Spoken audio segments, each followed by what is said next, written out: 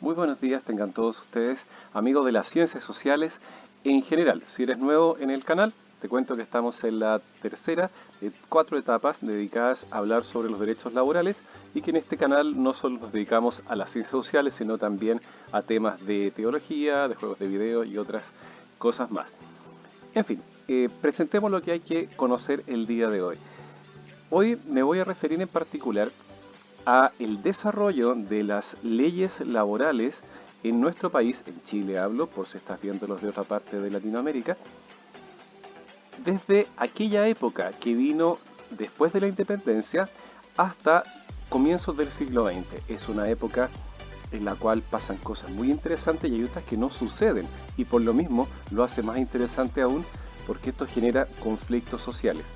Si estás estudiando por casualidad historia, la educación media o básica, lo puedes relacionar con la época de la cuestión social. En esta portada te presento la imagen de un peón de la colección del Museo Histórico Nacional, que es un trabajador rural. Recordemos que en el campo habían dos clases de trabajadores. El peón, que también podía ser urbano, pero principalmente rural, un trabajador que se le pagaba generalmente un jornal y que no tenía mayor relación con el empleador, y el otro que era el inquilino, un personaje que estaba más cercano al patrón y que recibía el derecho de usar parte de las tierras del patrón para poder cultivar sus propios alimentos, entre otras cosas. El peón era el más inestable, así que por eso lo pongo en la portada. Justamente hablando del campo chileno, es inevitable empezar por la hacienda patronal. Aquí tenemos la casa patronal de la hacienda Rinconada de Chena en San Bernardo, disponible la foto en memoria chilena. No esperes mejor resolución porque se trata siempre de fotografías antiguas y esto es simplemente lo que hay. La típica casona chilena grande de campo, de casa patronal, como insisto, con aquellos dos corredores con sus correspondientes columnas, tejado hecho de tejas de greda y una sola planta. Recordemos que Chile es un país muy sísmico, por tanto acá rara vez, e incluso en las ciudades, se construía más allá de una sola planta. En fin, después de evadir todo este rato, vamos al contexto histórico. En la República, después de obtenerse la abolición de la esclavitud y el establecimiento de las bases democráticas de la República a través de la Constitución de 1833, que de todas las que hubo fue la que permaneció en el tiempo, no hay mucho más que decir en cuanto a derecho laboral, hasta que se dictan los primeros códigos laborales mucho tiempo después. Aquí me refiero entonces a lo que te hablaba hace un rato atrás. Antes de aquellos primeros códigos no existía sino la tradición, y esa tradición indicaba que no había normas, solamente la costumbre del ejercicio de la fuerza por parte del patrón o también de un sentido de justicia según su parecer personal, y a su vez la misma respuesta de parte del trabajador, que podía irse con mucha facilidad si era un peón, o podía llevarse las herramientas en el caso de un trabajo minero, por ejemplo. Entonces cada parte como que tiraba para su propio lado, habiendo un poco la ley de la selva. Y sabemos que cuando existe la ley de la selva tiende a ganar el más fuerte. En el mismo siglo XIX van pasando unos cambios bien importantes a escala mundial, a escala latinoamericana y particularmente acá en Chile. El capitalismo en Chile a fines del siglo XIX transforma profundamente el mundo del trabajo, porque vamos pasando de aquella imagen rural principalmente dominada por la hacienda a una actividad minera, a una actividad comercial, donde los protagonistas no necesariamente son los que te he mencionado hasta ahora. Va apareciendo, por ejemplo, un proletariado vinculado a la actividad minera. ¿Qué es proletariado? Seguramente ya lo conoces, pero no está de más recordarlo. Es aquel cuya principal virtud es tener fuerza de trabajo. Su riqueza son sus hijos, de ahí viene el nombre proletariado. En el sentido de que si tú estás en esta época y tienes hijos, esos hijos pueden trabajar contigo y para ti, son como trabajadores gratuitos dentro de lo mismo que haces tú, son manos ayudantes en el campo, en la ciudad o en lo que sea. Entonces tu riqueza eran tus hijos, de ahí viene el nombre proletariado. Bueno, en cuanto a la actividad minera, siempre fue presente en nuestro país, pero surgió con bastante fuerza en el siglo XIX. y acompañada de la incipiente o industrialización inicial y algunas actividades propias asociadas, entonces se va estableciendo una cierta masa de trabajadores urbanos que no solían verse anteriormente. El Estado, si bien se mantuvo dentro de la ideología liberal, es decir, un Estado pequeño, un Estado que no toma para sí el hacerse cargo de los problemas sociales de la gente. No se trata de maldad o egoísmo, pero el Estado simplemente entendía teóricamente, me refiero a las autoridades del Estado, que la pobreza es un problema individual, el hambre es el problema individual, la falta de salud es un problema individual, la educación es un problema individual. Creo que estás entendiendo un poco la línea de lo que te intento contar. Por tanto, esta idea del Estado benefactor aún no se desarrollaba. No obstante, el aparato estatal fue creciendo.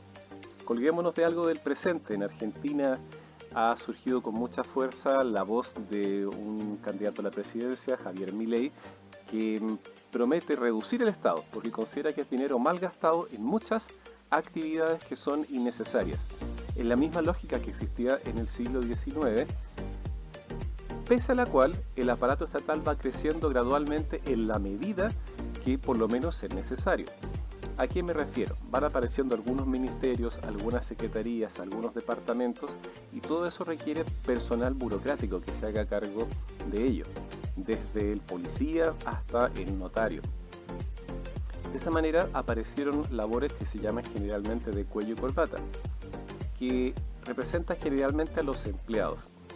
Asociado a los empleados está la milicia, digamos, quienes participaban en las Fuerzas Armadas, principalmente en el ejército, en un nivel medio abajo. No hablamos de los grandes generales ni gente más destacada, sino una especie de clase intermedia que empezó a engrosar sus filas en esta época entre el proletariado rural, más bien el peón y el inquilino, el obrero propio de las ciudades, con este grupo de personas que, si bien no estaban en la riqueza, tenían un pasar un poquito mejor.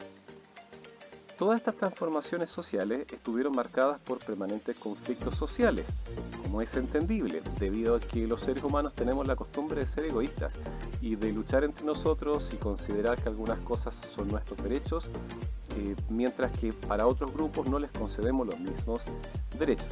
Las fotografías te muestran, en particular de la ciudad de Osorno, cómo justamente este lugar se fue industrializando. Si hoy tienes la oportunidad de conocer la ciudad de Osorno, puedes ver el río Damas en el mismo lugar desde la fotografía, desde el Parque Cuarto Centenario, y esas edificaciones ya no existen, pero en ese momento la orilla sur del río Damas estaba cubierta por edificaciones de tipo industrial. Entonces, existe un desarrollo industrial incluso en una ciudad acá pequeña al sur del mundo, y tenemos que producto de lo mismo se crea el Liceo de Hombres de Osorno. Esa es la vieja casona, como se le llamaba antes del incendio que ocurrió a mediados del siglo XX. Surgió hacia 1888, estamos hablando ya de fines del siglo XIX, y estaba enfocado justamente a ofrecer la educación media a personas de la ciudad en circunstancias que antes no estaban. No hay que entenderlo como un liceo popular, eso vino después, por lo menos en cierta medida. Quedémonos todavía a comienzos del siglo XX. Allí hay una fotografía de otra escuela. Esta está en Iquique, en la escuela Domingo Santa María, en alusión al presidente Domingo Santa María, justamente. Y lo que pasó en ese lugar, por si no lo tienes dentro de tu ámbito de conocimiento, tiene que ver con un enfrentamiento violentísimo entre Fuerzas Armadas y obreros que estaban manifestándose, particularmente obreros del Salar, obreros pampinos, por algunas mejoras concretas tan ridículas te puede parecer, como el hecho de que le pagaran en moneda nacional y no en fichas plásticas que solamente se podían canjear en el almacén llamado pulpería. Imagínate un pulpo con muchos brazos que lo retienen todo, de la propia oficina salitera, quedándose a su vez con buena parte de las ganancias del obrero. Allá hay una muestra de los conflictos sociales que existían en Chile a comienzos del siglo XX. Desde 1907, año de los luctuosos hechos de la Escuela Santa María, se van desarrollando algunas cosas que para ti puede que el día de hoy sean obvias, pero no es tan obvio si lo miramos hacia el pasado porque no han existido siempre. Empecemos por el descanso dominical. El descanso dominical sí existió históricamente en la época de fines del Imperio Romano, comienzos de la Edad Media, en la medida que la Iglesia Católica logró imponer que el día de la misa, el día de celebración del sacrificio de la misa, se pudiera paralizar a fin de permitirle a las personas, ya sean nobles o campesinos, poder asistir a la misa. Entonces se consideró como algo muy importante y se fue desarrollando esta costumbre durante toda la Edad Media. Pero ya hacia el siglo XVIII, hacia el siglo XIX, se impuso una mentalidad liberal, una mentalidad laica, una mentalidad de separación de la Iglesia y el Estado, y ese tipo de prácticas, si persistían, eran por buena voluntad de algunos empleadores y también la porfía de algunos empleados, pero no era algo extendido ni tampoco era algo legal. Entonces, después de 1907 se consiguió que existiera el descanso dominical ya de una forma legal. Entonces, no des por hecho que los domingos eran feriados.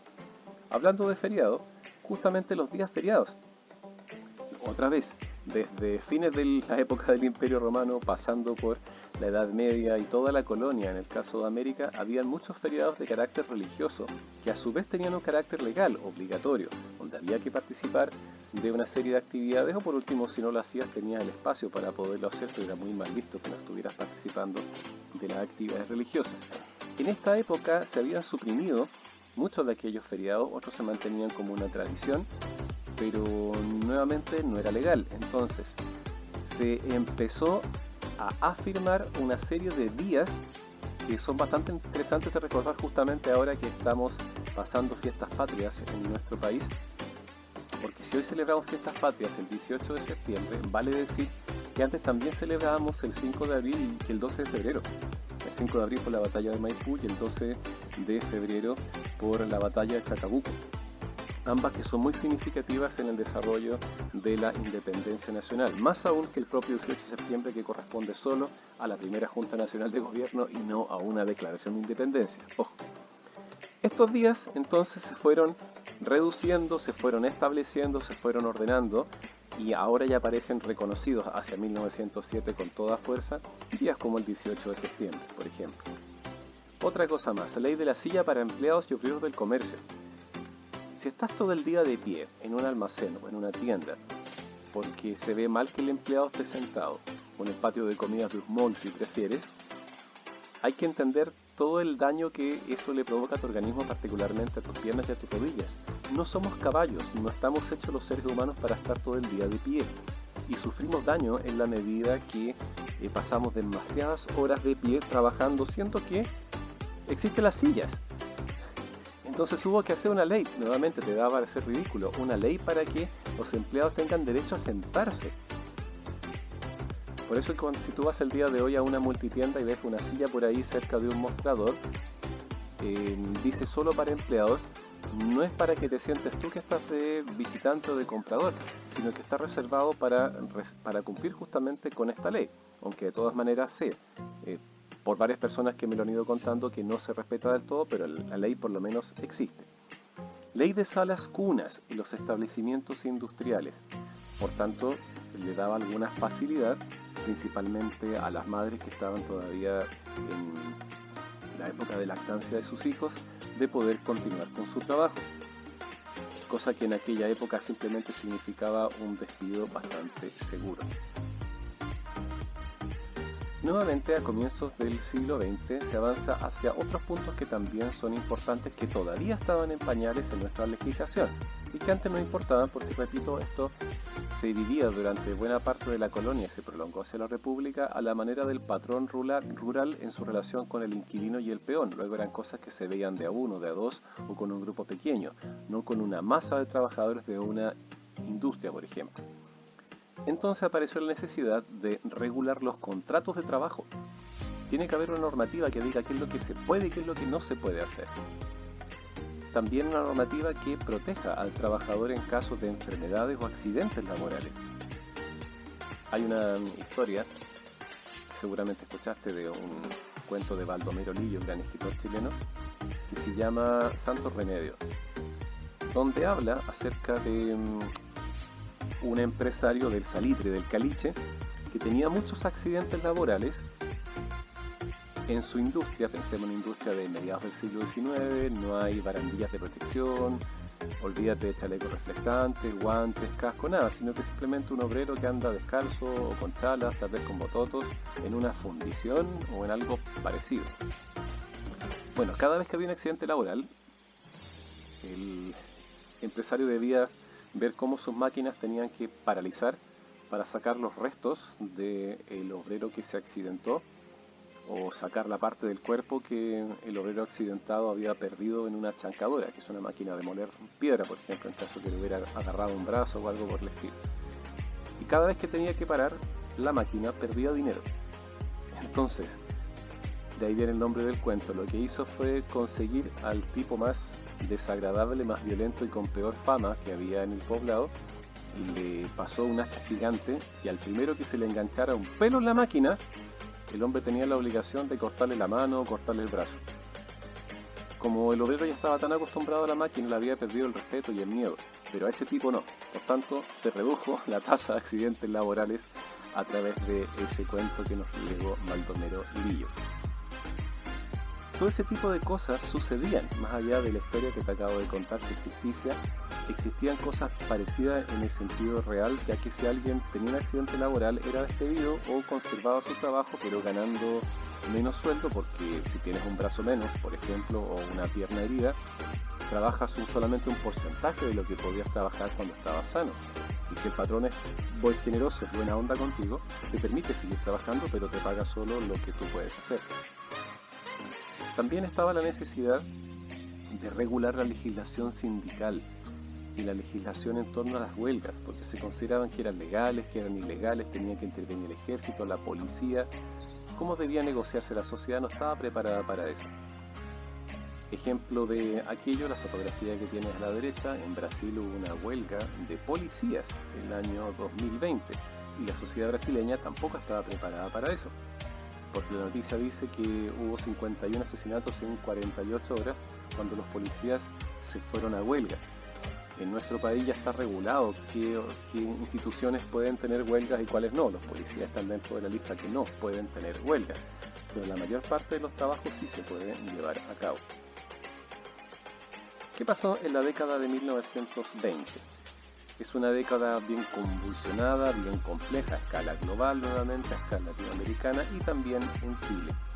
En aquella época gobernaba el presidente Arturo Alessandri y la legislación social está avanzando en todo el mundo y en nuestro país está un tanto congelada. ¿Qué sucede? En 1925 termina lo que se llama la República Parlamentaria en Chile. Faltan 5 años todavía para eso. La política social de la República Parlamentaria va un poco del siguiente tono. Hay dos clases de problemas, pensaban los políticos de aquella época. Uno, los que se resuelven solos, y dos, los que no tienen arreglo. Como comprenderás, en ambos casos, los políticos hacían poco y nada porque se puede solucionar solo o en realidad no tiene arreglo, por tanto no nos esforcemos. De esta manera, los militares hacia 1924, en particular el 8 de septiembre de 1924, empezaron a golpear con fuerza sus sables sobre el piso de madera del Congreso Nacional o arrastrarlos. Ahí está lo que se llama el ruido de sables, exigiendo la aprobación de muchas leyes laborales, como las que te conté hace un rato. Producto de aquello, el Parlamento en 24 horas terminó aprobando mucha de aquella legislación, lo que antes habían tardado por años de años. No hay que olvidar que esta es la época de la Revolución Rusa en Rusia justamente, y se expande en Europa por 1917, la época del fascismo italiano de 1922 en adelante. Entonces no es raro que los militares estén interviniendo en política en forma directa y que haya muchos movimientos de masas y de presión. La democracia está en crisis. Hacia 1927, fines de la década del 20, existe un gobierno improvisado que es el del general Carlos Ibáñez del Campo, una dictadura.